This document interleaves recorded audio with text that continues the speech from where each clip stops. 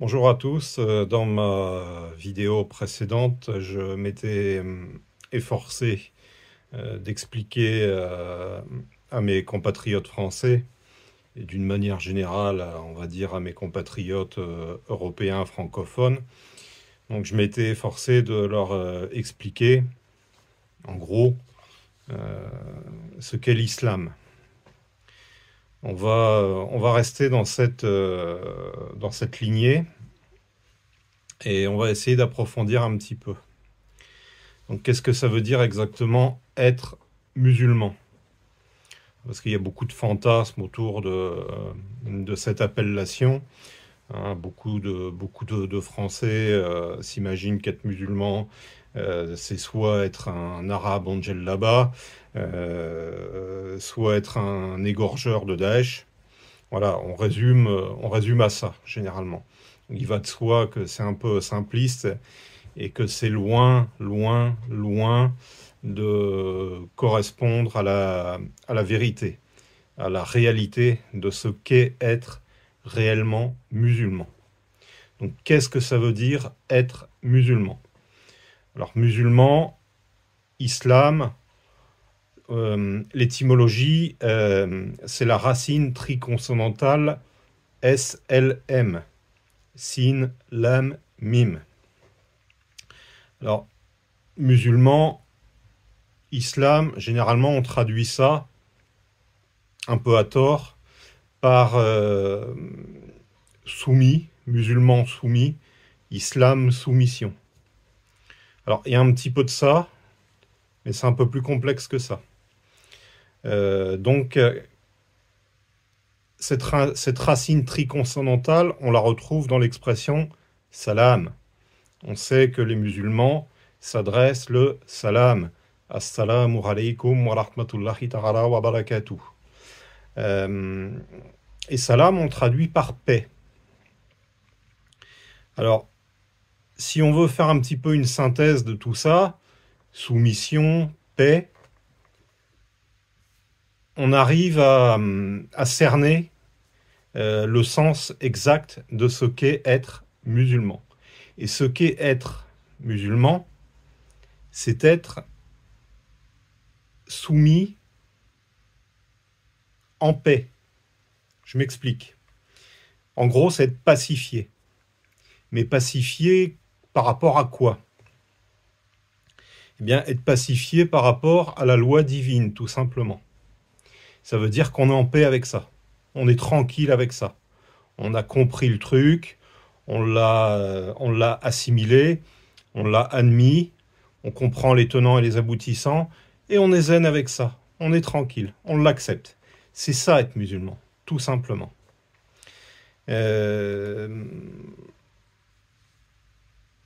Comment dire? Donc ça paraît évident à dire comme ça, mais en fait, quand on est adolescent, on a l'esprit de transgression. Hein, on rentre en rébellion, on cherche les limites, et on cherche à transgresser les règles, à transgresser la loi. Hein, on a tous plus ou moins connu cette période de transgression où on se rebellait contre l'autorité des parents, contre l'autorité scolaire, contre l'autorité voire judiciaire, ce qui fait que certains rentrent en délinquance. Hein. Alors chez certains, cette période, malheureusement, peut durer longtemps, mais chez la plupart des gens, ça finit par se tasser, ça finit par se calmer. Parce qu'on se rend compte, au bout d'un moment, que de transgresser, transgresser, transgresser, au bout d'un moment, c'est fatigant, c'est usant, et puis au bout du compte, on n'est jamais gagnant. Hein, parce qu'il y a toujours la sanction qui tombe. L'ego fait qu'on persiste, qu'on s'entête dans la transgression, mais en prenant de la bouteille, bah, on se rend bien compte que c'est pas gagnant. Hein, et puis il arrive un âge, ce qu'on peut appeler l'âge de raison ou l'âge de maturité, où on commence progressivement à rentrer dans les clous et soumettre, à se soumettre à l'ordre établi, à se soumettre à l'autorité des parents, à se soumettre à l'autorité judiciaire, etc., etc. Parce qu'on se rend compte que finalement, se soumettre à la règle, à la loi, bah, c'est pas si mal que ça. hein. Et quand on respecte les règles, finalement, ben, on est tranquille. Et tout se passe pour le mieux. Tout se passe bien. Voilà. Et quand on fait ça, ben, on est quoi? On est soumis. On est musulman. Voilà. Alors, musulman, au sens religieux, ça veut dire d'une manière beaucoup plus large, se soumettre à la loi divine. Alors, la loi divine, ça peut paraître bêta comme ça. En fait, c'est quoi? Ce sont des principes élémentaires, des principes fondamentaux, des principes fondamentaux primordiaux. Tu ne voleras point, tu ne mentiras point, tu ne tueras point. Ah, c'est vrai qu'à dire comme ça paraît bébête. Mais quand on applique ces choses-là, forcément, on vit en paix, dans la soumission. Donc la soumission à ces règles entraîne la paix sociale, la paix individuelle. On est bien, ça se passe bien, voilà. On respecte, voilà. Être musulman, c'est ça. Alors ces règles, elles vont au-delà du simple islam comme religion. C'est universel, ça s'applique non seulement à l'islam, à la tradition islamique, mais ça s'applique également à toutes les autres religions. Ça s'applique au christianisme, au judaïsme et même au-delà. Ce sont des règles universelles, fondamentales. Et ça, c'est ce qu'on appelle, c'est ce que Guénon appelait la tradition primordiale. Et je renvoie à mon frère et ami Slimane Reski, qui est un spécialiste de René Guénon et qui explique tout ça dans ses nombreuses interventions, que ce soit des vidéos ou que ce soit ses ouvrages. Voilà. C'est élémentaire. Voilà. Être soumis, c'est ni plus ni moins que respecter les règles universelles. Et ces règles, on les connaît tous au fond de nous-mêmes. Hein. Même les animaux, ils connaissent les règles, ils savent ce qui est interdit, ce qui est autorisé. Un chat, tu lui donnes à manger dans la cuisine, il va manger devant toi. Mais s'il vole, il va se cacher. Voilà. Ces choses-là sont évidentes, élémentaires, et on les applique spontanément.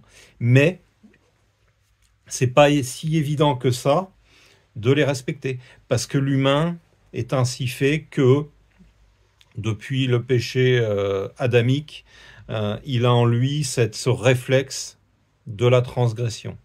Voilà. Et il a cet esprit de contradiction qui fait que il a besoin de repousser un petit peu les limites, de voir ce qu'il y a de l'autre côté du mur, de voir ce qui est interdit, de l'éprouver, d'essayer tout ça. Voilà. Donc ça va un temps, on essaye, soit on y prend goût et dans tous les cas c'est une impasse, hein, ça mène nulle part si ce n'est à la désolation, au chaos, au malheur, etc., etc.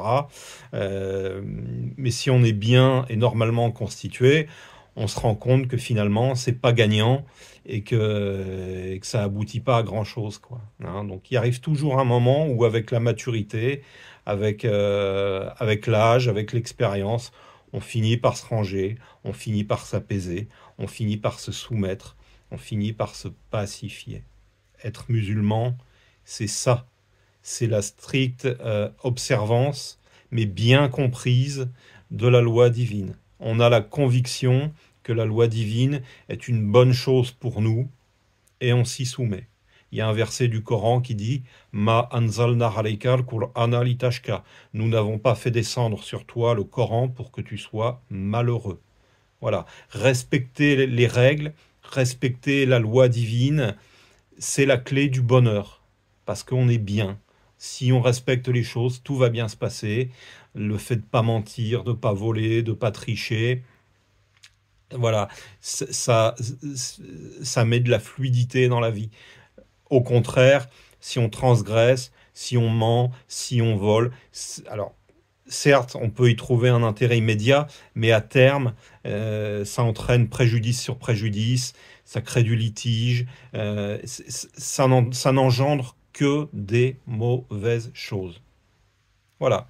Donc le musulman, c'est quelqu'un qui est soumis, qui est bien dans cette soumission, donc soumis à la règle, à la loi divine, qui est bien avec, qui est en paix avec ça, qui est tranquille, il a bien compris le truc, il a bien compris les tenants et les aboutissants, il a compris que ces règles n'ont pas été édictées pour l'embêter, mais dans son intérêt, pour qu'il soit bien.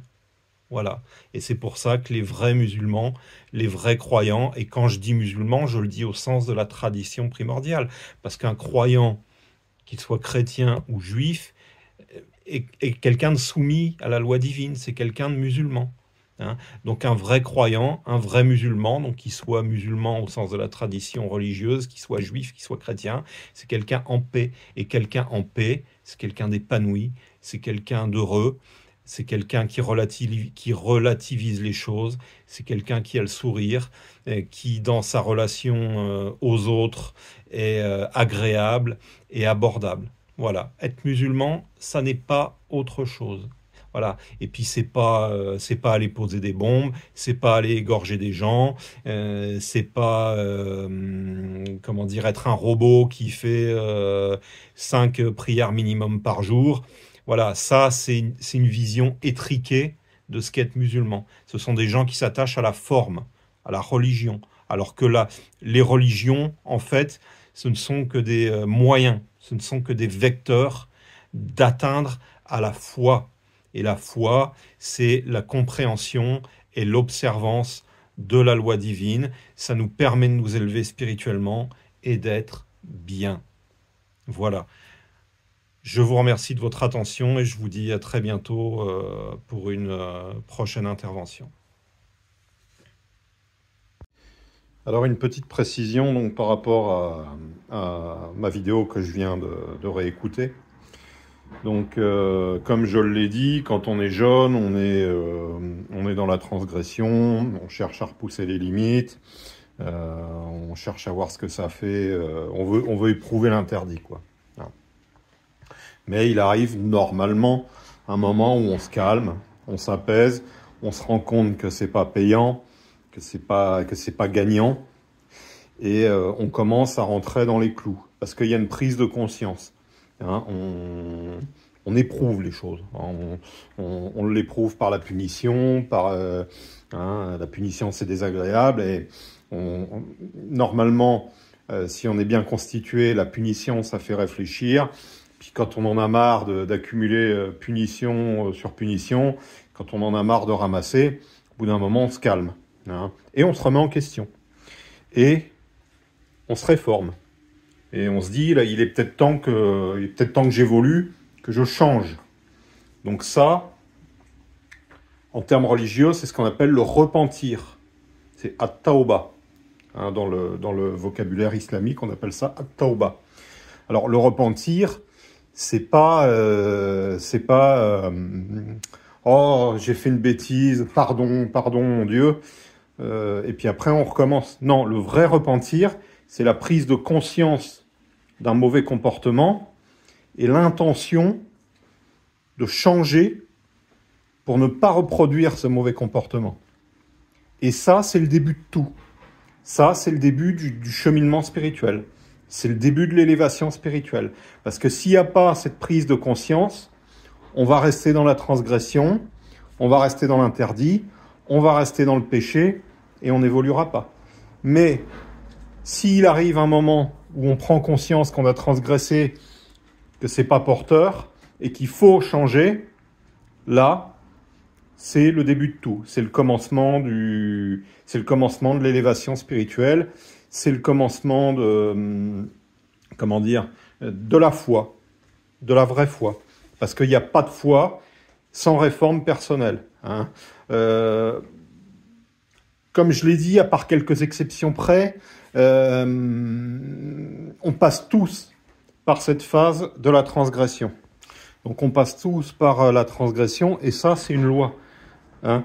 Il est dit dans le Coran, Laqad khalaqnal insana fi ahsani taqwim thumma radadnahu asfala safilin. Nous avons créé l'homme dans la forme la plus parfaite, puis nous l'avons ramené au niveau le plus bas, parce qu'on a besoin de cette chute pour remonter, hein, pour qu'il y ait ce processus de repentir, de réforme de soi, de purification. Voilà. Hein. Et